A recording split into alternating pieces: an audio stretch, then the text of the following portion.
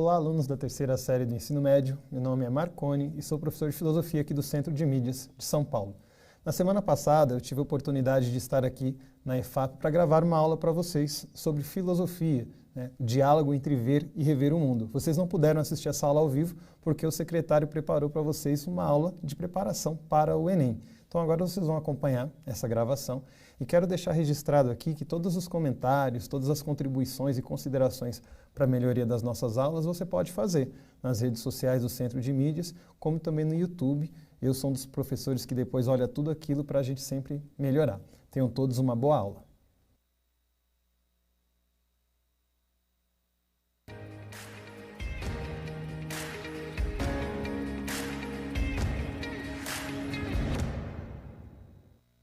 Olá, alunos da terceira série do ensino médio. Meu nome é professor Marconi e hoje estarei aqui com vocês para a gente conversar sobre o que é filosofia, se inspirando principalmente na grande diferença entre ver e rever o mundo.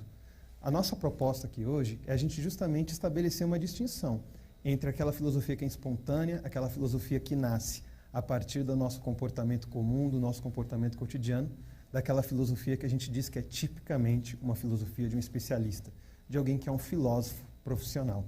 E para a gente conseguir entender a importância dessa filosofia profissional, essa filosofia reflexiva, eu quero convidar vocês a um exercício. Vejam a seguinte história. Um negociante acaba de acender as luzes de uma loja de calçados, quando surge um homem pedindo dinheiro.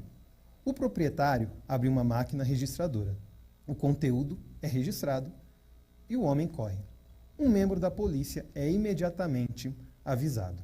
Vocês irão receber algumas afirmações agora e vocês precisam classificá-las entre verdadeiras, falsas ou desconhecidas. Por isso, esteja com papel e caneta na mão para você anotar qual é o número da afirmação verdadeira ou falsa ou desconhecida. Vamos lá. Primeira afirmação. Um homem apareceu assim que o proprietário acendeu as luzes de sua loja de calçados.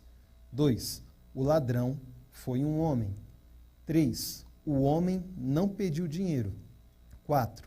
O homem que abriu a máquina registradora era o proprietário. 5. O proprietário da loja de calçados retirou o conteúdo da máquina registradora e fugiu. 6. Alguém abriu uma máquina registradora. 7. Depois que o homem que pediu dinheiro apanhou o conteúdo da máquina registradora, fugiu. 8. Embora houvesse dinheiro na máquina registradora, a história não diz a quantidade. 9. O ladrão pediu dinheiro ao proprietário. 10. A história registra uma série de acontecimentos que envolveu 3 pessoas, o proprietário, um homem que pediu dinheiro e um membro da polícia. 11ª e última, os seguintes acontecimentos da história são verdadeiros. Alguém pediu dinheiro, uma máquina registradora foi aberta, seu dinheiro foi retirado. Eu vou ler com vocês mais uma vez a história para que vocês gravem bem as informações que a gente tem. Um negociante acaba de acender as luzes de uma loja de calçados, quando surge um homem pedindo dinheiro. O proprietário abre uma máquina registradora, o conteúdo é retirado e o homem corre. Um membro da polícia é imediatamente avisado. Vocês terão 2 minutos e durante esses 2 minutos, as afirmações de 1 a 7 e de 8 a 11 ficarão na tela de vocês alternadamente para que vocês verifiquem quais são as afirmações verdadeiras, falsas e desconhecidas. Daqui 2 minutos a gente retorna.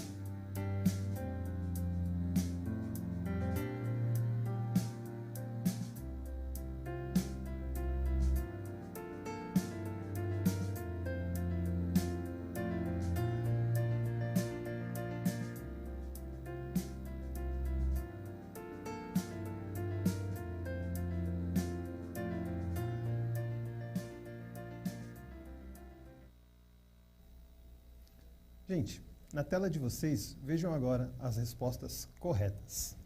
Afirmativa 1 e 2 são afirmações desconhecidas. 3, uma afirmação falsa. O homem não pediu dinheiro. 4, uma afirmação verdadeira. O homem que abriu a máquina registradora era o proprietário. 5, uma afirmação também desconhecida. 6, uma afirmação verdadeira. Alguém abriu uma máquina registradora. 7, 8 e 9, afirmações desconhecidas. 10 e 11 também. E aí, gente, como que foi a interação de vocês? Como que foi analisar todas essas questões? Tenho certeza que vocês acertaram, mas que também erraram. E depois, no YouTube, no Facebook, quando você tiver condição de reassistir essa aula, você pode ver mais uma vez essa história e perceber como, de fato, aquilo que a gente achou que era verdadeiro ou falso era desconhecido, aquilo que a gente achou que era desconhecido dava para perceber que era verdadeiro ou falso. E eu tenho certeza que nesse chat vai aparecer assim, foi pouco tempo, foi muito rápido para a gente poder responder. E o objetivo hoje era exatamente esse. Porque quando a gente pensa no que é filosofia, é muito importante a gente pensar na obra de um autor chamado Merleau-Ponty. E o Merleau-Ponty ele diz o seguinte: filosofia é reaprender a ver o mundo. É rever a nossa posição, rever os espaços, rever as nossas relações, rever tudo aquilo que está no nosso cotidiano. E a gente precisa desenvolver essa habilidade. Uma das grandes características que a gente encontra no senso comum é o olhar apressado. A gente olha muito rápido, a gente não se debruça, a gente não reflete naquilo que está sendo colocado diante da nossa existência. Então, aqui a gente já tem uma grande diferença entre a filosofia do senso comum e a filosofia própria daqueles que são especialistas no seu estudo, que é você reaprender a ver o mundo. É você olhar com calma. É você não achar que já conhece tudo só porque você já viu, porque você já ouviu, porque você já estudou. A gente costuma falar, tanto na filosofia quanto na sociologia, que existe uma coisa chamada estranhamento. O que é o estranhamento? É você olhar para o que é natural e olhar aquilo de uma maneira estranha, diferente, como se não fosse natural. Tem até uma frase que diz isso, né? De perto, ninguém é normal. Se a gente parar para analisar, nada é normal se a gente olhar com bastante foco, com bastante proximidade. E essa é a primeira característica da filosofia reflexiva, da filosofia profissional. Olhar com calma, olhar sem pressa. Se eu olhar com calma, se eu olhar sem pressa, eu perceberei que as coisas podem ser muito diferentes do que tudo aquilo que eu concebi até então. A partir disso, como disse Merleau-Ponty, eu posso rever minhas convicções, rever as minhas ideias, rever as minhas relações, rever o meu mundo. Essa semana eu escutei uma frase muito interessante que ela dizia o seguinte: eu prefiro a dúvida que me coloca a caminho do que a certeza que me deixa parado. Isso tem muito a ver com a filosofia de Merleau-Ponty. Se eu percebo que eu posso rever o mundo, é nesse revisitar, é nesse reenxergar que eu vou me colocar a caminho deste mundo e, ao mesmo tempo, colocar esse mundo num caminho diferente. Falado disso, eu quero apresentar a vocês agora o outro lado, que é a característica da filosofia espontânea. E a filosofia espontânea, ela está muito próxima do que a gente chama de senso comum, que é um conteúdo que vocês já estudaram no primeiro ano, já estudaram em sociologia, e se a gente olhar o nosso cenário atual, nesse tempo de Covid-19, o que tem de opinião, né, o que tem de cientistas e cientistas, filósofos e filósofos, políticos e políticos, muitas pessoas com opiniões diversas. E por que é tão divergente? Porque muitas vezes essas reflexões, ou melhor dizendo, essas posições, estão fundamentadas no senso comum. Nesse sentido, vejam as características do senso comum. Ele é sentimental, acrítico, superficial, imediatista e preconceituoso. O que significa isso? Por exemplo, olhem para mim. Com certeza vocês repararam talvez na roupa que eu estou usando, na posição das minhas mãos, na minha barba como ela está, no meu óculos, enfim. E muitos talvez chegaram a uma conclusão. Nossa, ele é um gatinho. Nossa, ele é feio. Esse professor é chato. Esse é o melhor professor do mundo. Isso são várias características do senso comum. O senso comum ele é preconceituoso, bate o olho e já forma um conceito, já chega a uma conclusão. O senso comum ele é superficial. Ele conhece apenas a primeira camada, sem conhecer a fundo. Olha na escola de vocês. Eu costumava conversar com os meus alunos, lá da diretoria de ensino de Taboão da Serra, de onde eu vim. A gente tem aqueles professores que todo mundo ama e a gente tem aqueles professores que dão medo, né? Os alunos no 9º ano já começam, olha, quando eu chegar no 1º ano do ensino médio, eu vou ter aula com aquela pessoa. Meu Deus, eu tenho medo, porque a fama dela antecede a disciplina, antecede tudo isso. Preconceito. E eu costumava brincar com eles. Os alunos que vocês mais têm, os professores que vocês mais têm medo na sala de aula, são os professores mais divertidos na sala dos professores. Só que a gente forma uma opinião, um pensamento, uma posição preconceituosa, muitas vezes, ou superficial, porque ela não se aprofunda. Além desse preconceito, e lembrem-se que aqui a gente está usando a palavra preconceito no sentido de pré-conceber, ou seja, antes de formar um conhecimento, antes de conhecer a fundo, eu já formo um juízo. A gente sabe que muitas vezes a gente reflete e toma uma posição que é diferente da posição de outras pessoas. E aí essa posição pode ser entendida como preconceituosa, porque ela foge da regra, mas ela não é uma posição pré-conceitual, porque houve reflexão. Então, quando a gente diz aqui que o senso comum é preconceituoso, é porque ele não refletiu. Como eu disse para vocês, além disso e de ser superficial, ele também é acrítico. O que significa isso? Ele não questiona. Ele recebe uma informação e já julga essa informação como verdadeira. Estamos na era da fake news. Tem se falado muito disso ultimamente, nesse momento de isolamento, de pandemia, né? A gente recebe uma enxurrada de notícias, muitas delas falsas. E a gente muitas vezes não critica, não questiona. Lembrando que a crítica, no sentido filosófico, não é falar mal. É o pai do criticismo, o filósofo Immanuel Kant, já nos dava essa ideia de que a crítica filosófica não é a crítica do por que isso é desse jeito, por que aquilo não é assim, eu não gosto disso. Não. A crítica filosófica é a crítica do tentar entender como isso funciona, por que isso funciona. E as fake news estão aí para a gente exercer a nossa criticidade, né? De onde veio essa informação? Se essa informação é falsa ou até verdadeira, por que interessa àquele que está trazendo essa informação divulgar isso e não divulgar outra coisa, divulgar uma coisa de uma maneira diferente da realidade? Então, a criticidade do senso comum não faz essas perguntas. Além disso, o senso comum também é imediatista, ou seja, ele pega uma resposta de uma maneira muito rápida, né? Ele não consegue se deter, como eu dizia a vocês, diferentemente do Merleau-Ponty, que falava, olha, reveja, olhe com mais calma. O senso comum não. Ele quer a resposta na hora, a resposta tem que ser rápida. E, por fim, o senso comum também é sentimental, ou seja, as frustrações, os ganhos, aquilo que afeta o nosso sentimento, afeta o pensamento do senso comum. E a filosofia espontânea é assim, né? Eu reflito e chego a conclusões de acordo com aquilo que eu gosto, de acordo com aquilo que me é conveniente, e não de acordo com aquilo que necessariamente está embasado na racionalidade, que, por outro lado, é uma característica da filosofia profissional, a gente pode assim dizer. E, nesse sentido, vejam aí na tela de vocês as características da reflexão filosófica. Isso, inclusive, de acordo com o professor Dermeval Saviani, muito conhecido aí de vocês, com certeza, inclusive dos professores que estão acompanhando a nossa aula. O Dermeval vai dizer, gente, que a reflexão filosófica, diferente da reflexão da filosofia espontânea, do senso comum, ela tem 3 características.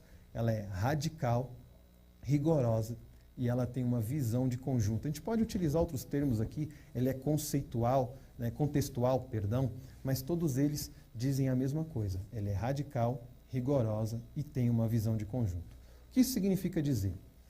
Quando a gente pensa em radicalidade, talvez o que vem na cabeça de vocês é um cara saltando de paraquedas, um skatista fazendo ali uma manobra radical, e não que isso não seja radical, com certeza, mas aqui a gente vê outra vez a diferença do senso comum para a filosofia.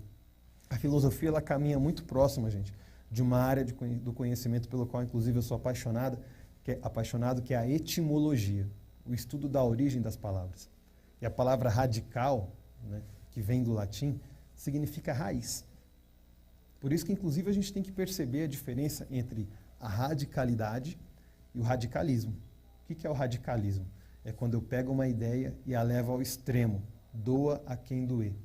Já a radicalidade não significa você levar uma ideia ao extremo, significa você defender uma ideia até o fim, porque ela tem raiz, ela tem fundamento, ela tem alicerce. Então, a reflexão filosófica vai lá no fundo. Ela tenta entender a origem e como se desenvolveu uma ideia ou um comportamento.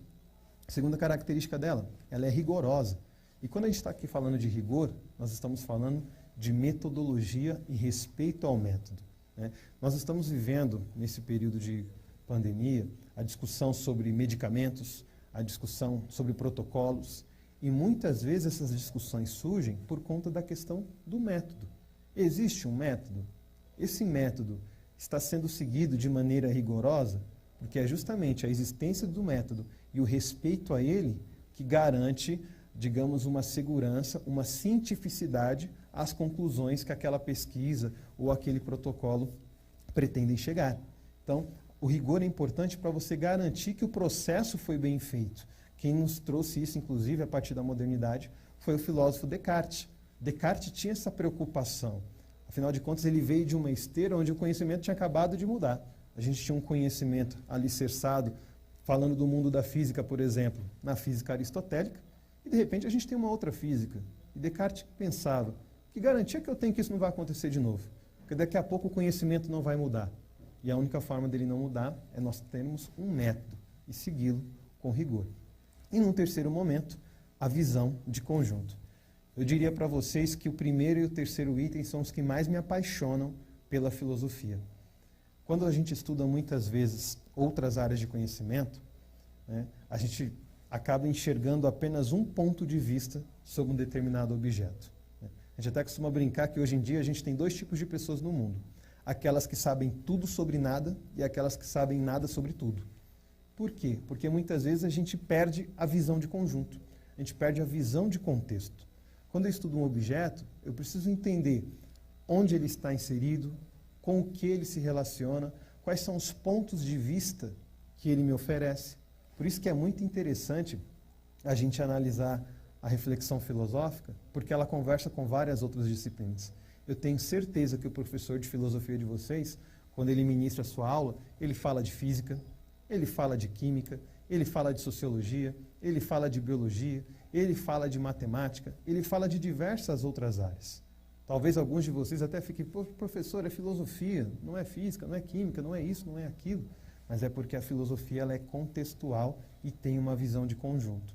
Ela se insere dentro de um contexto e analisa todo um objeto por todos os pontos de vista que ele nos permite. A partir disso, agora, a gente vai fazer uma atividade, e essa atividade vai dizer para vocês fazerem o seguinte. A gente vai colocar na tela diversas frases. Vocês têm que identificar se essas frases se referem ao senso comum ou à filosofia.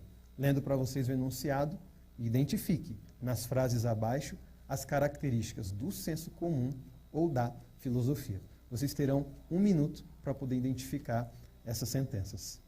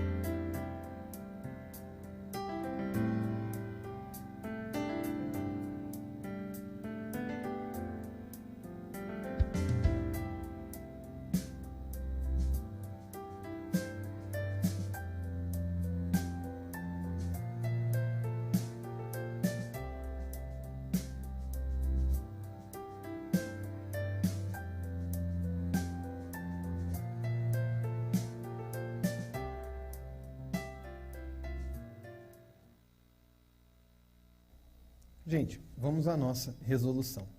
Percebam nessa primeira imagem, aquilo que está em azul são características do senso comum. Então, a nossa afirmação 1, pela impressão que tive, fulana só pode ser do tipo que é melhor não ter amizade.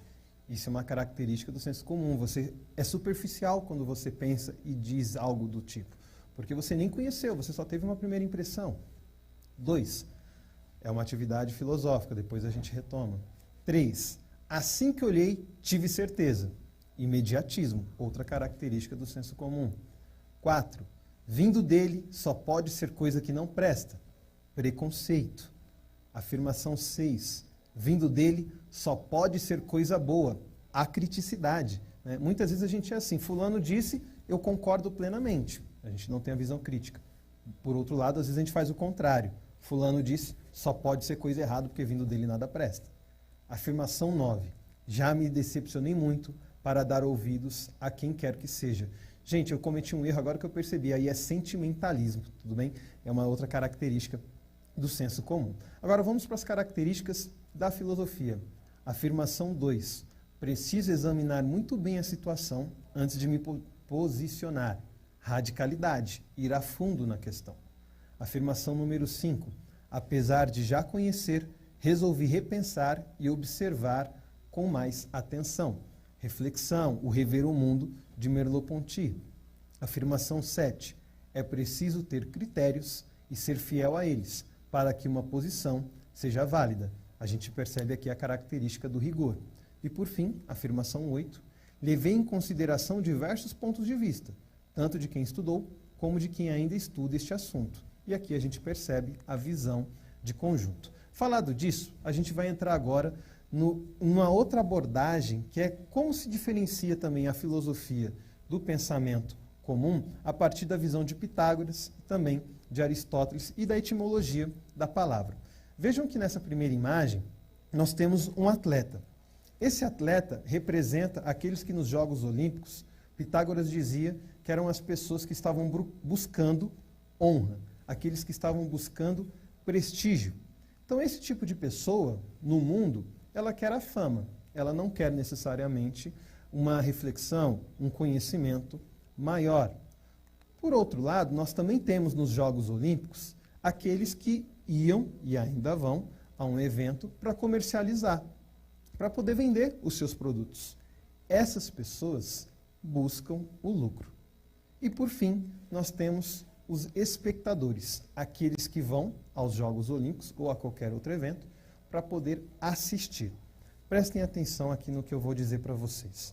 Quando a gente faz essa comparação, melhor dizendo, dos Jogos Olímpicos, que já foi feita há milênios atrás por Pitágoras, a gente identifica os tipos de pessoas, né, e os tipos de amor que as pessoas constroem pelas coisas. Pitágoras dizia, olha, o filósofo se assemelha ao espectador. O filósofo ele não está procurando a fama, ele não está procurando a honra, ele não está procurando o reconhecimento, como o atleta. O filósofo também não está procurando o lucro, o que não quer dizer que a gente tem que viver na extrema pobreza, tá, gente? Nós temos alguns filósofos na história da filosofia, o próprio Tales de Mileto e outros, que demonstravam como o uso da razão e da inteligência podem ser utilizados e são utilizados para se adquirir riqueza. A questão é que o foco não é a riqueza. O foco é a busca da verdade, é o conhecimento. E esse conhecimento e essa verdade surgem a partir da observação. E é por isso que Pitágoras dizia que os filósofos são como os espectadores. São aqueles que não estão no evento para observar, para assistir. Eu fiz questão de colocar essa imagem com relação aos espectadores para vocês na tela, porque a gente tem uma situação muito interessante aí, né? A gente tem uma pessoa sozinha, olhando para o campo, e uma outra pessoa filmando aí no celular. E essa é uma característica muito comum nos dias de hoje também. As pessoas se deslocam a shows, a diversos eventos, e em vez de observar verdadeiramente o momento, de fato, delas prestarem atenção no que está acontecendo, elas se preocupam em registrar e publicar esse registro. E isso não necessariamente é uma observação. A observação exige o olhar atento, exige se demorar neste assunto. Falado disso, agora a gente vai presenciar, ou melhor, a gente vai falar um pouco sobre a filosofia a partir de uma questão etimológica que eu já mencionei aqui para vocês, né? Que são os tipos de amor que o homem desenvolve. Quando a gente pega a palavra filosofia, e eu tenho certeza que o professor de vocês já falou isso para vocês muitas vezes, essa palavra significa amor pela sabedoria. Sophos, sofia, saber, filo ou filia, amor. Só que eu gosto muito, eu sempre digo, gente, que toda língua tem sua riqueza e a sua pobreza. No Brasil, por exemplo, melhor no português, nós somos o único povo que tem a palavra saudade. A gente tem outras expressões em outros idiomas que nos ajudam a entender o que se assemelha à saudade, mas apenas nós que falamos o português sabemos o que é saudade de verdade. Por quê? Porque só a gente tem essa palavra. E os gregos também tinham palavras diferentes para falar de amor. As três mais famosas, o filia, que é o amor de amizade, eros, que é o amor relacionado ao prazer, e o ágape, que é o amor desinteressado. Por exemplo, quando vocês param para analisar a relação entre um casal, independente da constituição dele, normalmente esse casal está alicerçado no amor eros, que é o amor relacionado ao prazer. Eu me aproximo, eu tenho uma relação com ele e com ela, porque essa relação me traz prazer. Lembrando que isso não quer dizer que esse amor eros é exclusivo do prazer sexual. Eu costumo brincar com os meus alunos. Você pode ter um amor eros com aquele seu amigo, que você gosta muito dele, porque ele tem aquele jogo que você não tem. E aí você vai jogar na casa dele, lá, o dia que o videogame dele quebra, ou a mãe dele coloca ele de castigo que não pode mais jogar, a amizade acaba ali. Por quê? Porque você perdeu a oportunidade de prazer que aquela relação dava. Então, o eros é a busca de satisfação. O ágape é o amor desinteressado. Normalmente a gente encontra o amor ágape em duas situações, normalmente, tá, gente? O amor divino, as religiões costumam trazer essa ideia do amor religioso de Deus, como um amor que não tem interesse. Qual que é o discurso que a gente escuta na religião? Deus te ama independente do que você faça, do que você queira, do que você é. É um amor desinteressado, não espera nada em troca. E a gente costuma atribuir o amor eros também ao amor maternal, ao amor familiar. Né? A mãe, o pai com o seu filho. Eu costumo brincar. O filho muitas vezes não dá prazer, pelo contrário, dá até um certo desgosto diante de tanta coisa que essa garota apronta. Não existe o prazer. Né? Não existe qualidade muitas vezes. Mas é meu filho e eu amo independente do que faça, de quem seja. E nós temos o amor filia, que é o amor da amizade.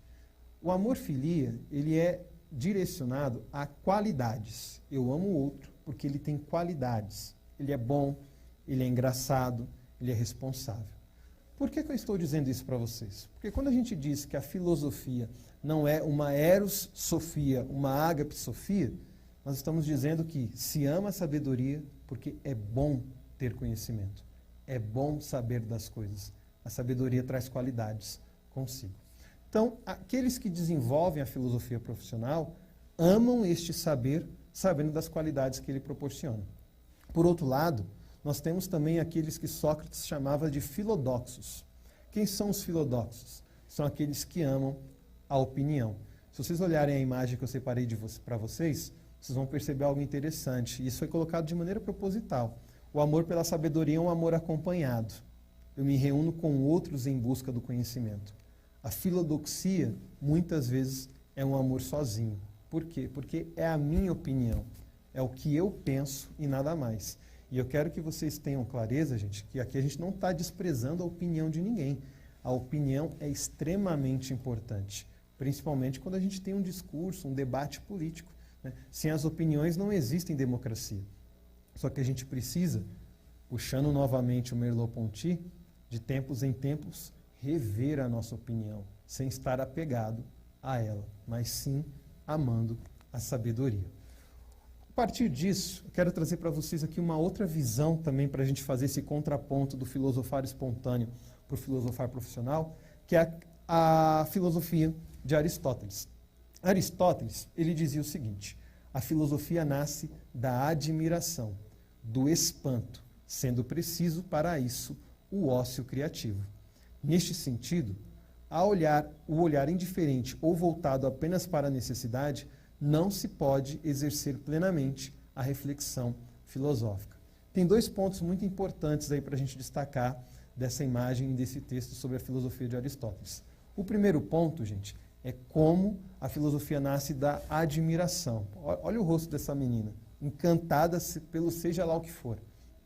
A filosofia surge disso, quando eu me encanto pelo mundo, quando eu me encanto pelo outro, quando eu me encanto pela vida, quando eu me encanto por seja lá o que for. Nós temos, por exemplo, na filosofia contemporânea, uma área chamada filosofia da linguagem. Se você estuda a filosofia da linguagem, você encontra quem? Pessoas que são apaixonadas pela língua, pela estrutura, pelo idioma. Para outros, talvez isso não faça sentido, é como ler uma bula de remédio. Mas alguns se apaixonam, se admiram pela capacidade criadora que a linguagem tem. Outros se apaixonam pela convivência entre os seres humanos, e estes muitas vezes se aproximam da ética, por exemplo. Outros gostam da ciência, e a gente tem aí a filosofia da ciência. Então a filosofia nasce da admiração. Tem algo que me chama a atenção, tem algo que eu admiro demais, e neste algo eu coloco a minha atenção. E para isso é preciso ócio criativo. Aristóteles vai dizer. O que é esse ócio criativo? É a oportunidade de parar por um tempo para examinar, para pensar, para refletir. E isso nos tempos atuais, gente, é muito importante. Por mais que a gente esteja hoje, muitos de nós, isolados nas nossas casas, a gente sabe que a vida de muitos tem ficado até muito mais corrida. A gente recebe muita informação, a gente recebe várias oportunidades, porque as empresas dos mais diversos segmentos estão empenhadas em ocupar o nosso tempo. Então, se antes eu tinha dúvida de um filme para assistir, agora eu tenho 10, porque estão disponibilizando vários filmes para eu assistir, várias séries para eu assistir. A minha escola, seja esta escola do Estado, e falando de outras pessoas também, escolas da rede privada, estão proporcionando diversas oportunidades de aprendizado. E muitas vezes nos falta esse tempo para parar, refletir e, a partir disso, criar. Para a gente finalizar, antes da gente ir para uma atividade, é importante também a gente diferenciar os problemas do filosofar espontâneo e os da reflexão filosófica. Vejam essa imagem. A de baixo é muito conhecida por todos nós, que é o pensador. Agora eu acho muito interessante a gente prestar atenção nessa imagem de cima. Os problemas pensados pelo filosofar espontâneo geralmente são concretos e específicos. Vocês podem perceber que essa imagem mostra uma pessoa todo desfocado, o entorno e o foco apenas dentro da lente. Os problemas da filosofia espontânea normalmente são assim. Eu não debato a ética, eu debato o meu comportamento e o comportamento de pessoa A, B e C. É muito específico. Eu não debato necessariamente a política. Eu debato o como determinada lei, determinada atitude política me prejudica ou me favorece. Então é muito específico. Já o problema filosófico que descende de uma reflexão, ele é diferente.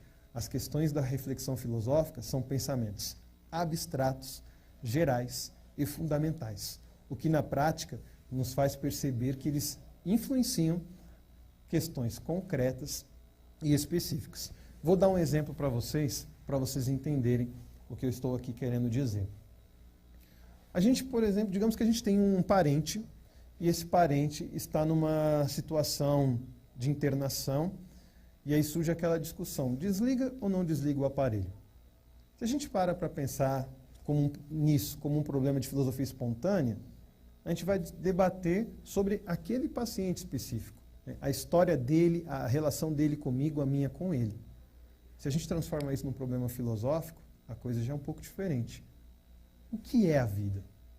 Quando começa a vida? Quando ela pode terminar? Quem tem o direito de colocar ou não o fim a uma vida? Isso são temas gerais, abstratos, mas que atingem a nossa vida de uma maneira muito específica. Eu gosto muito de fazer essa relação com a questão do direito. As nossas leis influenciam diretamente a nossa vida prática, cotidiana, mas estão todas fundamentadas em princípios gerais, abstratos, ou seja, em problemas filosóficos. Falado disso, eu quero ler aqui para vocês agora um trecho de um filósofo sensacional e atípico. A gente brinca, né, que a gente está falando aqui do filósofo, do típico filósofo, diferenciando, distinguindo do filósofo espontâneo. Mas Nietzsche é um típico filósofo, ao mesmo tempo totalmente atípico, porque a sua filosofia foi muito diferente da produzida até então. E esse enunciado está numa questão do Enem, que a gente vai realizar logo mais. Está escrito assim: a filosofia grega parece começar com uma ideia absurda, com a proposição: a água é a origem e a matriz de todas as coisas.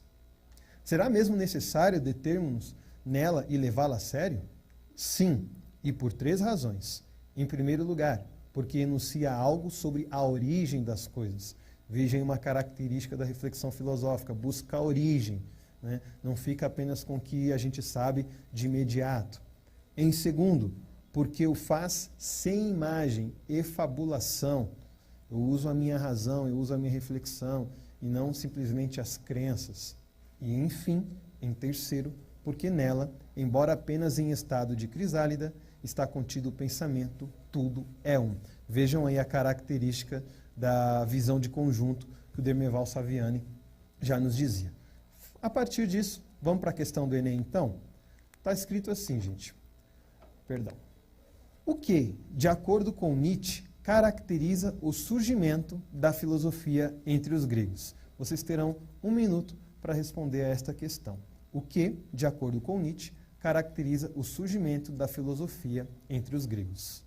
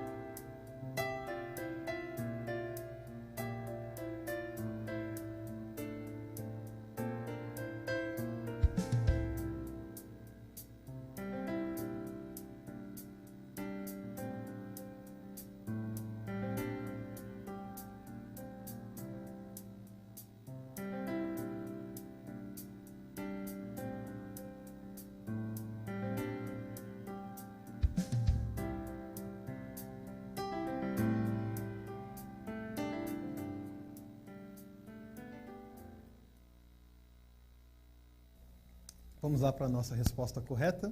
Alternativa C. A necessidade de buscar de forma racional a causa primeira das coisas existentes.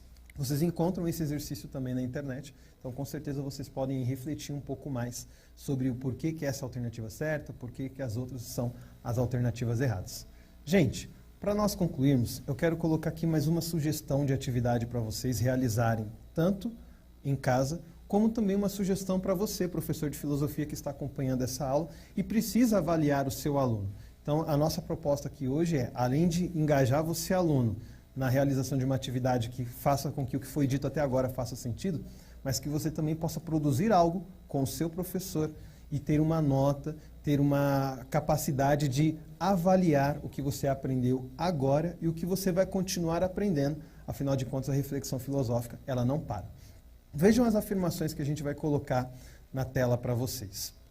O essencial é invisível aos olhos. As aparências enganam. A justiça tarda, mas não falha. Todos somos iguais perante a lei. É preferível a democracia à ditadura. A liberdade exige responsabilidade. A felicidade não se compra. O amor é lindo. A pergunta é, em sua percepção, estas frases são reflexões filosóficas ou expressões do senso comum? Você pode mandar essa atividade para o seu professor. Segunda proposta de atividade, gente. Lembrando que aqui a gente tem exemplos das palavras importantes para a nossa reflexão. Com o auxílio de seu professor, elabore um dicionário filosófico, com estes ou outros termos que fazem parte tanto do filosofário espontâneo quanto da reflexão filosófica. Então você vai pesquisar essas palavras que estão em negrito, que estão em azul, e a partir disso fala, professor, olha, montei um dicionário de filosofia. É uma outra oportunidade de você aprender e também avaliar, ser avaliado pelo seu professor. E por fim, escolha um ou quantos termos você quiser e responda em suas redes sociais o que representam para você com a hashtag Centro de Mídia SP. Então, o que significa para você, o que é essencial? O que é aparência? O que é democracia? E assim por diante. Foi um prazer ter vocês nesta aula. Aguardo vocês até a nossa próxima aula de filosofia do terceiro ano do ensino médio.